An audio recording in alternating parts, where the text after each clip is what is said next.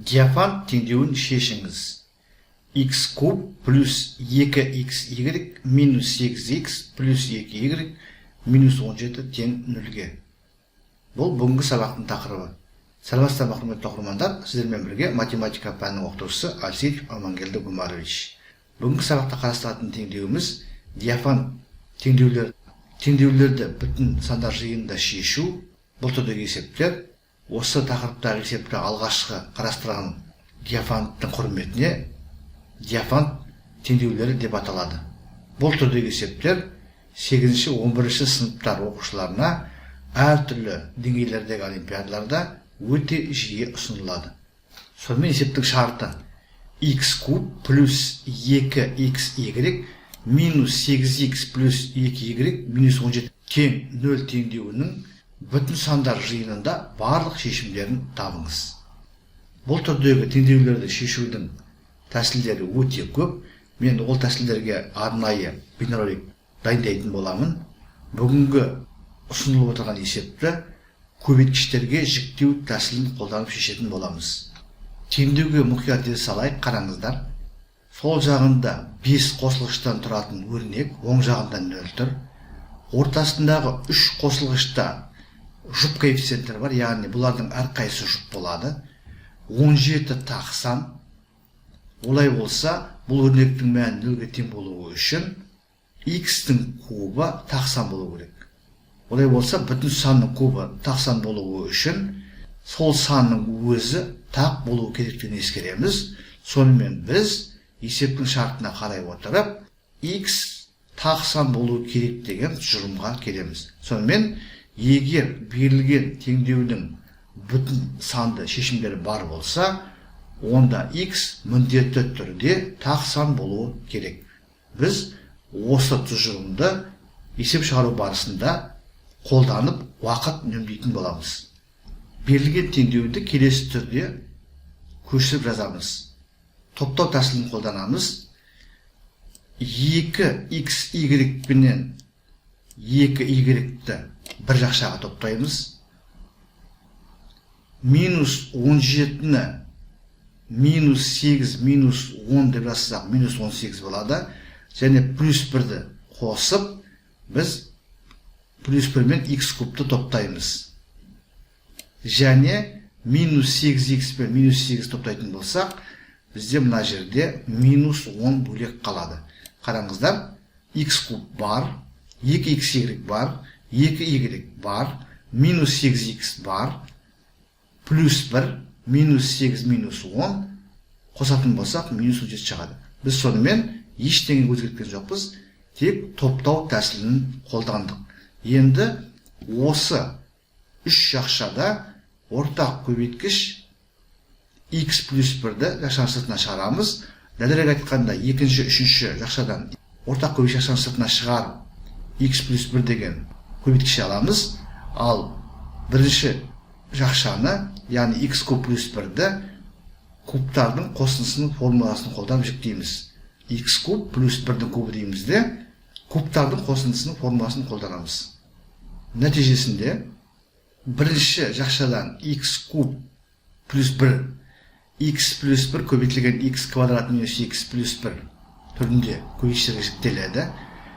Екінші мына жақшадан ортақ көбейткіш 2y шығарсақ, жақшаның ішінде x плюс 1 қалады. Біз сонымен мына түрдегі өрнек аламыз. Үшінші жақшада минус 8 шығарып, біз мына түрдегі өрнек аламыз. Ал минус 10-ды кеңдіктен басын екінші жағына шығарамыз. Таңба қарамағаса өзгеріп, бізде оң жағында 10 саны шығады. Енді қараңыздар, теңдеудің сол жағында x плюс 1 деген ортақ көбейткіш бар. Осы ортақ көбейткішті жақшаның сыртына шығарамыз. Сонда бізде жақшаның сыртына ортақ көбейткіш шығарғаннан кейін сол жағында мына түрдегі өрнек шығады, оң жағында 10 тұра берсін. Қараңыздар, x плюс 1-ді ортақ көбейткіш шығардық, x квадрат минус x, мына 1 менен минус 8, минус 7-ні береді, және мына 2y бар. Сонымен біз мына түрдегі теңдеу алдық. Енді қараңыздар, бізде есептің шартында бүтін сандар жиынында шешу керек. Олай болса бізде x плюс 1-де бүтін сан болу керек, және x квадрат минус x минус 7 плюс 2y ол да бүтін сан болу керек. Яғни біз 10 саны қандай 2 бүтін санның көбейтіндісі түрінде жазылады. Яғни 10-ды 2 бүтін санның көбейтіндісі түрінде қалай жазуға болады деген сұраққа жауап беруіміз керек. Біз қазір мүмкін болатын барлық жағдайларды теріп жазатын боламыз. Сонымен 10 санын 2 бүтін санның көбейтіндісі түрінде қанша тәсілмен қалай жаза аламыз? Бірінші, 1 мен 10-ның көбейтіндісі. Екінші, 10 мен 1-дің көбейтіндісі. Үшінші, 2 мен 5-дің көбейтіндісі. Төртінші, 5 пен 2-ның көбейтіндісі. Бесінші, минус 1 мен минус 10-ның көбейтіндісі. Алтыншы, минус 10 мен минус 1-дің көбейтіндісі. Жетінші, минус 2 мен минус 5-дің көбейтіндісі. Және 8-ші, соңғы, минус 5 пен минус 2-ның көбейтіндісі түрінде жаза аламыз. Сонымен 10 санын 2 бүтін санның көбейтіндісі түрінде 8 тәсілмен жазуға болады екен. Енді осы 8 жағдайдың әрқайсысын қолданып, мысалға мына x плюс 1-ді 1-ге теңестіріп, x квадрат минус x минус 7 плюс 2y-ді 10-ға теңестіріп, теңдеулер жүйесінен x пен y табуға болады. Егер бүтін сан ашса, ол шешім болады. Егер екі санның ең болмағанда біреуі, яғни x пен y ең болмағанда біреуі бүтін сан болмаса, онда ол есептің жауабы, яғни шешімі болмайды. Әрине біз бұл жерде барлық 8 жағдайды бірдей қарастырмаймыз. Себебі бізде x тақсан деген шарт бар. Қараңыздар, жоғарыда дәлелдеп кеттік. Бізде x тақсан болу керек. Олай болса, мына x плюс 1 жұпсан болу керек. Сонда бізде x тақсан, ал x плюс 1 жұпсан болу керек. Сондықтан бізге x плюс 1 жұп болатын жағдайлар қажет. Ол жағдайлар мынау міне x10. x плюс 1 2-ге тең, қалған өнде 5-ге тең, яғни мына жағдайда x плюс 1 10-ға тең, ал 1 мына өрнектің мәні болып табылады.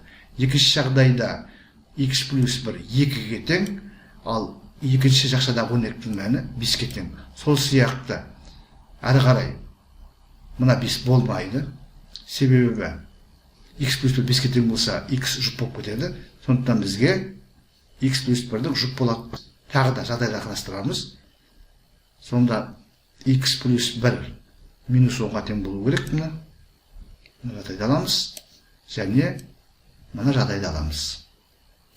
Тағы да қайта айтамын, x тақ болу керек. Ал бізде мына жерде x плюс 1 деген көбейткіш тұр. Яғни x тақ болғандықтан x плюс 1 жұп болу керек. Біз мына жүктеулердегі бірінші көбейткіші жұп болатын жағдайларды ғана қарастырамыз. Қалғандары есептік шартын қанағаттандырмайды.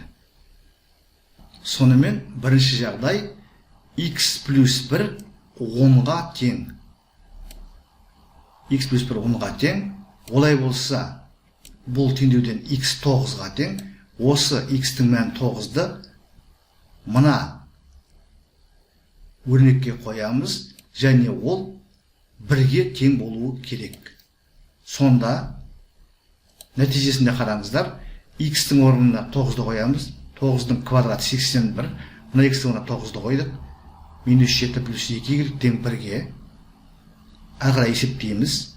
81 минус 9 72 минус 7 65 плюс таңбасымен оң жаққа шығарамыз. 1 минус 65 минус 64 болады. Яғни 2y-тен минус 64-ге, олай болса y-тен минус 32-ге. Сонымен бұл жағдайда x тең 9, y-тен минус 32 деген жауап аламыз. Әрі қарай енді біз x плюс 1-дің орнына 2-ні қоямыз. Шыққан теңдеуді шешеміз. Сонымен екінші жағдай x плюс 1-дің орнына 2-ні қойдық.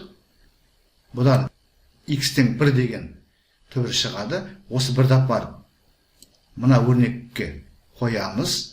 Бұл өрнектің мәні 5-ге тең болу керек. Мына тұр. Сонда 1-дің квадраты 1. Мына жерге 1 қойдық, минус 1. Мына түрдегі теңдеу аламыз. Плюс 1 мен минус 1 жойылады. Минус 7-ні оң жаққа шығарамыз. 5 плюс 7 12 болады. 2y-тен 12 деген теңдеу алдық. Бұдан y тең 6 деген жауап аламыз. Сонымен екінші жағдайда x 1-ге тең, y 6-ға тең. Біз осындай шешім алдық. Әрі қарай үшінші жағдай x плюс 1 бізде жұп болу керек, яғни біз жоғарыда атағанымыздай енді x плюс 1 минус 10-ға тең деген теңдік аламыз. Сол теңдеуден x тең минус 11 деген x-тің мәні шығады. Осы минус 11-ді апарып, мына теңдеуге қойып, және оның мәні бізде минус 1-ге тең болу керек. Шыққан теңдеуді шешеміз, бұдан y тең минус 63 деген түбір аламыз. Сонымен бұл жағдайда есептің шешімі x минус 11-ге, ал y минус 63-ге тең. Мен толық есептеп шығардым, сіздер жаттығу үшін шығарып көріңіздер. Енді соңғы жағдай қалды. x плюс 1 минус 2-ге тең, және мына өрнек минус 5-ге тең деген жағдай қалды. Оны қазір жазып көрсететін боламын. Сонымен x плюс 1 тең минус 2-ге, бұдан x тең минус 3 деген шығады. Минус 3-ті апарып, мына өрнекке қоямыз. Бұл өрнектің мәні минус 5-ге тең болу керек. Шыққан теңдеуді шешетін болсақ, y тең минус 5 деген жауап шығады. Сонымен соңғы төртінші жағдайда x тең минус 3, y тең минус 5 деген жауап алдық. Сонымен құрметті оқырмандар, біз бүгінгі сабағымызда 8-ші, 9-ші, 10-ші, 11-ші сынып оқушыларына әртүрлі деңгейлердегі математикалық олимпиадаларда ұсынылатын диафан теңдеулері тақырыбына бір есепті толығымен талдадық. Мен жоғарыда айтып кеттім, бұл түрдегі есепті шешудің тәсілдері көп. Нақты осы сабақта ұсынылып отырған есепті біз көбейтіштерге жіктеу тәсілін қолданып шештік. Сіздерге барлығы да түсінікті болды ғой деп ойлаймын. Егер сұрақ болса, комментарийға жазыңыздар.